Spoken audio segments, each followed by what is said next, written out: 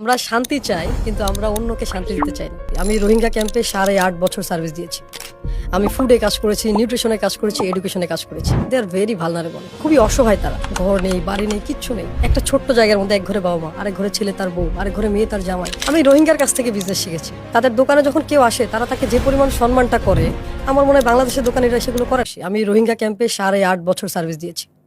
আমি ফুডে কাজ করেছি, নিউট্রিশনে কাজ করেছি, এডুকেশনে কাজ করেছি। রোহিঙ্গা ক্যাম্পে কোথায় ছিলেন? আমি উখিয়াতে ছিলাম। উখিয়াতে ছিলাম। আমি 13টা ক্যাম্পে কাজ করেছি। সো আমাদের যে প্রজেক্ট ছিল, আমরা 51,000 ফ্যামিলিকে, মোর দ্যান 2 লাখ রোহিঙ্গাকে খাবার দিয়েছি, সার্ভ করেছি। তো থাউজেন্ড কমপ্লেন আমরা হ্যান্ডেল করেছি আর কি। রোহিঙ্গাকে হ্যান্ডেল করা যে কি পরিমাণ টাফ। আবার আমার মতো বাঙালি মানুষ যে ওদের ভাষা জানে না, ওইখানে যে আমি তাদের ভাষাটা শিখেছি। যখন আমি শিখলাম, আমি দেখলাম যে দে আর ভেরি ভালনারেবল, খুবই অসহায় তারা। ডেফিনেটলি অসহায় আসলে। মানে একটা মানুষ দেখেন, তার সবকিছু হারিয়েছে, ঘর নেই, বাড়ি নেই, কিচ্ছু নেই। একটা ঘরের মধ্যে তারা থাকে, ছোট্ট একটা জায়গা, বাঁশের তৈরি, তারপলিন দিয়ে, যে পেপার, আমরা বস্তার যে কাগজগুলো থাকে সেগুলোতে তাদের ঘর তৈরি। একটা ছোট্ট জায়গার মধ্যে এক ঘরে বাবা মা, আরেক ঘরে ছেলে তার বউ, আরেক ঘরে মেয়ে তার জামাই। How ridiculous! আপনি কয়দিন থাকতে পারবেন? বাট তারা বছরের পর বছর আছে।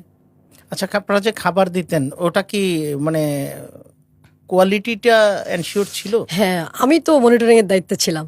সো আমরা অলওয়েজ কোয়ালিটি এনশোর করতাম। অ্যান্ড মজার বিষয়, তারা আমেরিকান স্টাইলে খাবার নিত। অর্থাৎ আপনি স্বপ্নতে যে কার্ড দিয়ে যেভাবে খাবার নিতে পারেন, তাদের কার্ডে ডাব্লিউপি প্রতি মাসে সার্টেন একটা অ্যামাউন্ট দিত। সো আমি যখন ছিলাম, তখন এটা হচ্ছে যে $1,013 ছিল।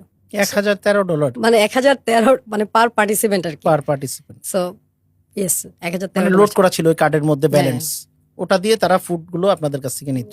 হ্যাঁ, $1,013 আমি বলে ফেলেছি, ইটস 1,013 টাকা। 1,013 টাকা। অর্থাৎ তারা 13 কেজি করে চাল পাইতো। 13 কেজি তাদের চাল ছিল একটা।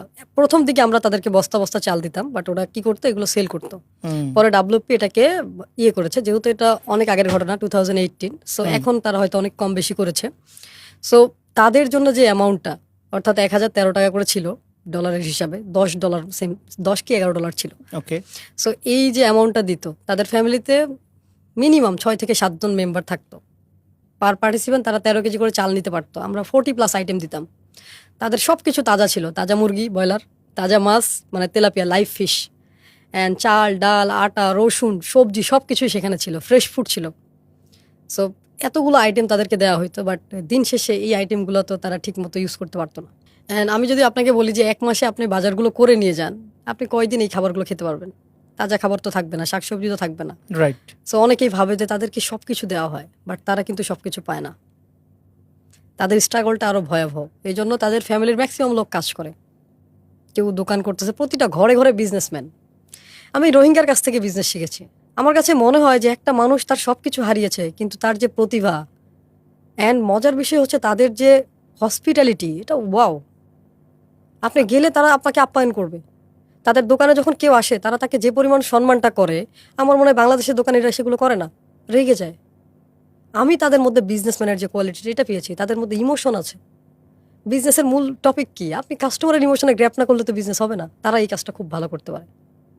এই জন্য আমি বলি যে এত বাধা বিপত্তির পরেও রোহিঙ্গার মধ্যে বিজনেসম্যান সত্তাটা রয়ে গেছে, যেটা অনেক বাঙালির মধ্যেই নেই। দাসত্বর মানসিকতা আমাদের।